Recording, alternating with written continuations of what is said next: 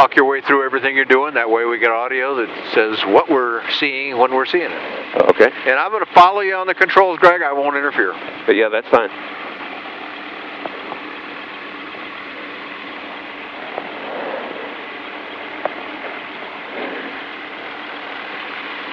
It'd take a little bit to warm it up. I need to have 120 degrees Fahrenheit for the oil temperature before we put the power to it. All right, and tell me what engine we're running on here? Rotex 914. That's the one with the turbo, 115 horsepower for 5 minutes or 100 horsepower continuous. All righty. One of the things when we are low, and we'll be fairly low operating out here, with a strong wind, I'll have to be mindful of the direction I'm turning, because when I turn downwind, I will can lose some altitude or airspeed. Ah, okay. Turning upwind will gain some altitude or airspeed. Now, is that because of the disc lifting arrangement? It's no different than for an airplane. When you turn downwind, until the inertia of the aircraft catches up with the wind mass, you have less wind on the wing or the rotor. So it's exactly the same. Now this is a heavily wing-loaded aircraft, so it's got a lot of inertia compared to the wing. It's not a feather in the wind, so it takes a little while. If you make, say, a quick 180-degree turn, you're down to very low airspeeds when you get turned around 180 if you're turning downwind. Sure, yeah. Okay, I'm doing a mag check. All right, that mag's good. That mag's good. Both fuel pumps on. I've got 2 electric fuel pumps, and I'll take off with both of them. I've released the rotor brake. The rotor's able to turn now. And, okay, there it goes. And I'm squeezing the pre-rotator to spin it up. You'll hear a little noise of the belt starting to grab back there. Oh, yes, I hear that. And when we get to a little over 100 RPM, I'll make the announcement taken to runway. What is this? This is runway 15, isn't it? Okay, we're going to roll onto the runway. Mount Vernon traffic, experimental gyroplane 109 Mike Golf, taking active runway 15, making a left turn out. Mount Vernon. Okay, now I'm building my rotor speed up to 220. There it is. Okay. And full throttle, stick all the way back. The rotor's going to come up to more speed, and the nose will lift up, telling me I'm a wing, I'm ready to fly. There's the nose up. And I lift it off the ground. I'm in ground effect. I'm building up to 65 miles an hour. There's 65, and I'm trimming it for 65. That's our best climb speed. Now, it's funny, you know, it doesn't really feel like that speed. We're about 70 right now. Is that right? Yeah. It seems much slower than that to me. Now I'm going to turn out, and we're going to go over into that area on the other side, the west side of the runway. Boy, if you can't love the visibility in this aircraft, oh, look at that. You got your eyes closed or something. I do have my eyes closed. What are you talking about? Flying IFR eyelids, huh? Yeah.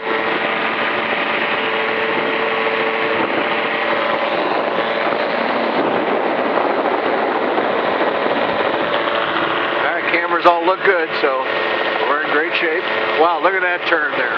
Woohoo! Now that was into the wind, so that makes it much better. Now we're basically, I'm going to slow it down here with a little less power. We're doing 35 airspeed. 35 airspeed. Let's see what the wind speed is up here. There's 30. That's about the wind speed we're flying in, about 30 miles an hour. Yeah, I guess so, because I'm watching the stripes down there, and they were really motionless, or they looked motionless. Now, one of the things that's always fun to do, I got to watch for that traffic out there. Yeah, I'll keep an eye with you. We're doing 95 right now. We're doing, the cameras are going to stay put, right? I think so. We're at 100. I'm going to pull it up and to the right into the wind. Okay. What an interesting sensation that is. It's like suddenly transitioning to an elevator.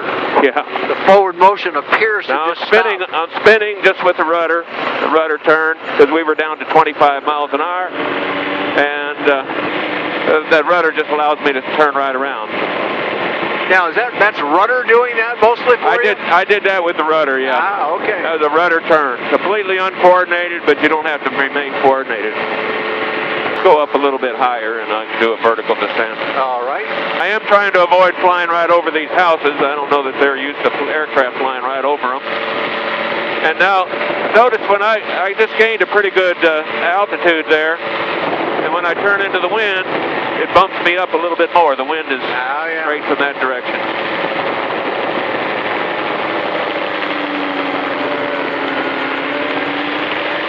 Well, you can instantly see the appeal of these airplanes. And I have to say that as much as I'm enamored by the enclosed cockpit ones, I know Magni has one of those now too, or I believe they do. Yeah, we got a side by side. But you know what? You're missing something. I believe it. That's why I like these. Yeah, this is Let me just get a little bit higher, and I'll show you another reason we like them. All right, just for the fun thing. I mean, I usually ask people if they like roller coasters, but I'm assuming you won't complain. I will not complain. I like roller coasters.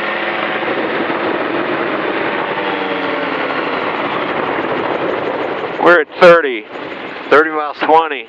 We're back. 0.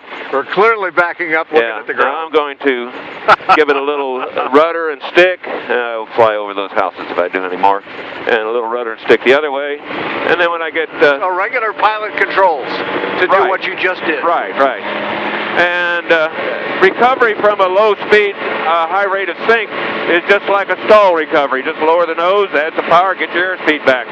Now, but it's not stalled. It is not stalled when you do that. Now I want to show you something. I've trimmed it up to fly at about 60 miles an hour, watching for traffic. Do you have your hands on the controls? I do not. I've got hands on Okay, well look, I don't either. Okay, so there you go. We're maintaining altitude. It's trying to bank a little bit. I'm going to use my knee to bring it around. Okay. Now before I fly over that runway, I'm going to take control of it again. All right. But I also want you to notice, this is the main question, do they shake much? Look at that stick right in front of you. Yeah, that's there's a little bit of shake to it. A little bit of shake. Not bad at all, though. That's just not a little bad bit. at all. You get that much off of some engine vibration. Well, yeah, absolutely, right. Okay, I'm going to do something called a quick stop. Helicopters do a quick stop. You know what that is? I do not know that. I'm going to get pretty good speed up here. Okay. There's about 80 miles an hour. 80 miles an hour, okay. Doesn't that feel weird? I feel like I'm sitting on top of a ball right there for a moment. Yeah. Now, like I said, when I get closer to the ground, I'm always conscious of which direction that wind is blowing, because I don't want to make a downwind turn at with a lower airspeed and a lower altitude where I could lose it. Now, see, that windsock looks pretty calm, and the other one out here looks... Now, quick stop was just power retarded suddenly. And pull the nose up suddenly and bring it to a stop. That's one thing. Here's rudder. I'm just playing with the rudder. Yeah, man, that rudder is obviously very powerful. That's all aerodynamic rudder doing that. Yeah. You know, I'm barely moving the stick just to keep us pointed in the general direction I want to be. The stick is not moving a half inch even, either direction. Now, we can fly slow. It will not stall.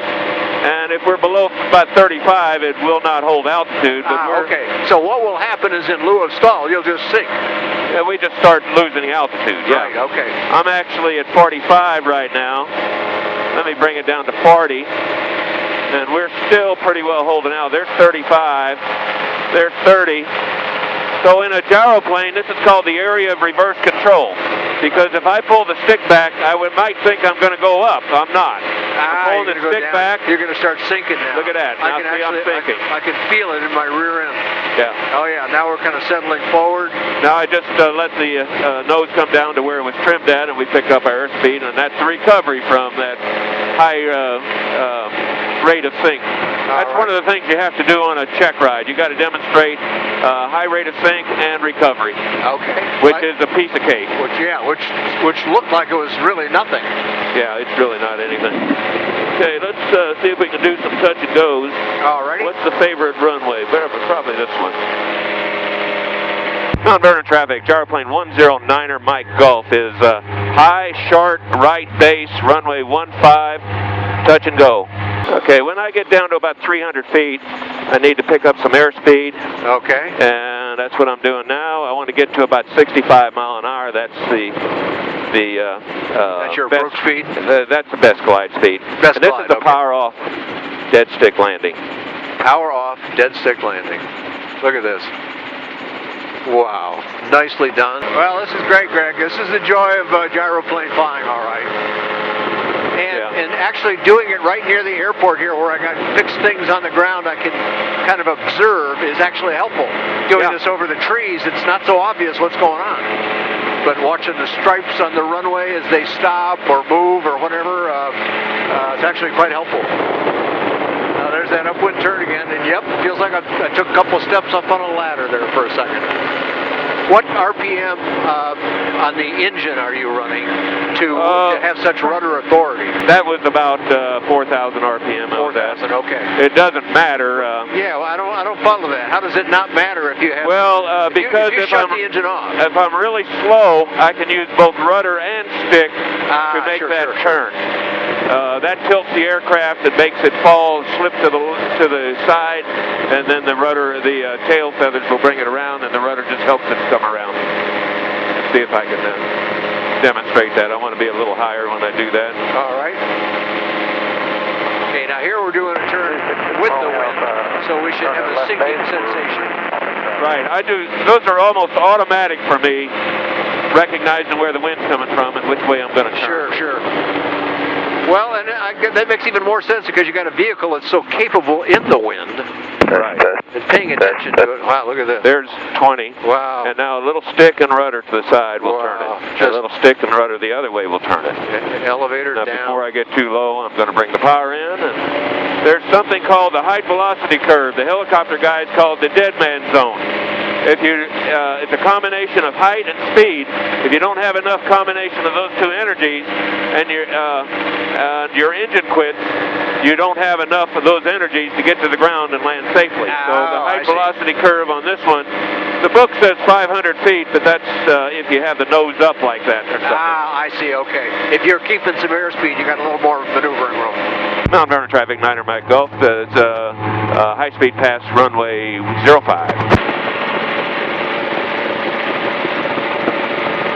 High speed translates to what? What are we doing now? 100 mile an hour. I've got 5490 on the engine. 5490 on the engine, 100 miles an hour. So, and that's low, of course. But can you cross country at those kind of speeds? Yeah, I can. I'll be running the engine pretty hard with two people in, but by myself, that's a normal cruise. It is. Okay, so 100 miles an hour in a gyroplane. By yourself is the normal cruise. I see. Okay. Yeah, easy. I mean, we sometimes cruise at more than that, 105.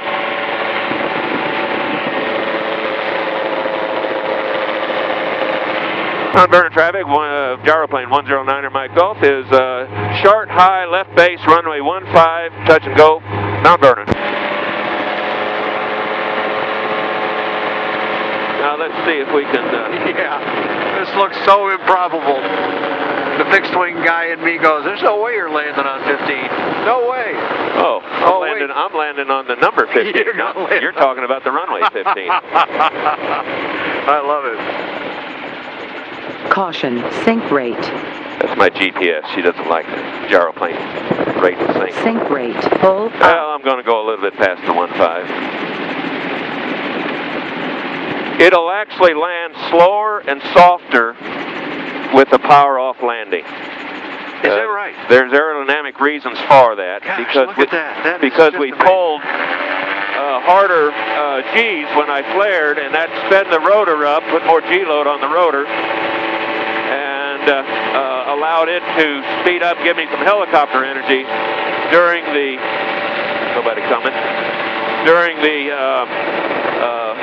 float out. So I had a little extra rotor RPM during the float out. Gotcha.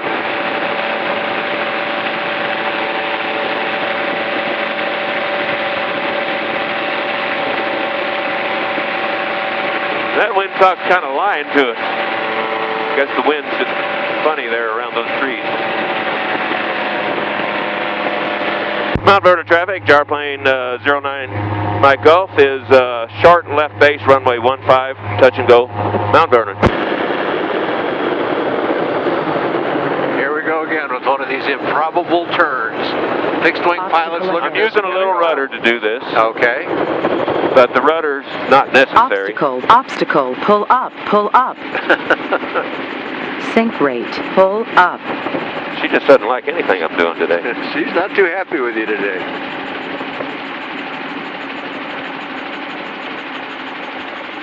Now I understand you're making it look kind of effortless, but the landing looks. Well, the wind is also making it look kind of effortless. That's why we like the wind. When Sure. the wind's blowing, it really does a lot for us. Makes you look really good. Now that wind is trying to do something different. There's not really too much to it. Yeah, it's dying out. So you mind if we make a full stop out of this? No, that'll be just fine. We've done plenty, Greg. That's great. And then we'll just leave the cameras on. You go do some more. Okay. We'll take them off when you get down. Mount Vernon traffic, Gyroplane 109er Mike Golf is a short, low, left base runway 05.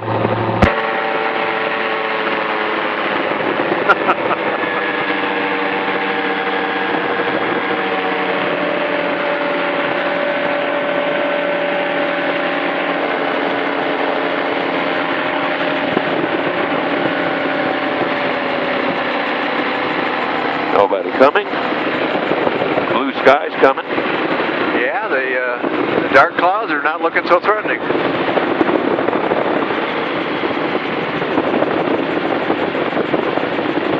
The crosswind is a little bit of the different direction, so I'm landing just like an airplane with the crosswind control. But Oh, are you? the other Okay. direction. Yeah, Okay. little stick into the wind to stop the drift and rudder to straighten it up. Okay. So a lot of what you do in a gyroplane is fly like a fixed wing. It's just like a fixed wing. And The then landings there's a are few little. more things to consider because of the prop and the rotor, excuse me, and how you've got to consider its. Well, all you have to do with the rotor is know how to get it up to speed and make a wing. Once it's a wing, you fly it like an airplane. Now the landings are a little bit more, a little bit different because you have to be a little more precise. You're coming in steeper, shorter, slower, lower, and the drag of the rotor will slow you down much quicker and shorter. So you have to. It is the same exact things as a airplane, but you do have to have your timing and everything tuned up. I'm gonna. Okay, you guys. When the rotor is below 70 RPM, I put the rotor brake on, and I've got to taxi a little bit or idle a little bit to cool the turbo down. Oh, you do. Okay. Okay. Now, when the rotor gets real slow, I'm going to stop it on the nose because that's the way to taxi with the rotor straight Sure. on the nose. And you're doing that just by hitting the brake harder? Yeah. Well, I'm going to release the brake right now. It's coming to the nose, Oh, and then it I wants to get tighten there, it. and then you tighten it up again. Tight.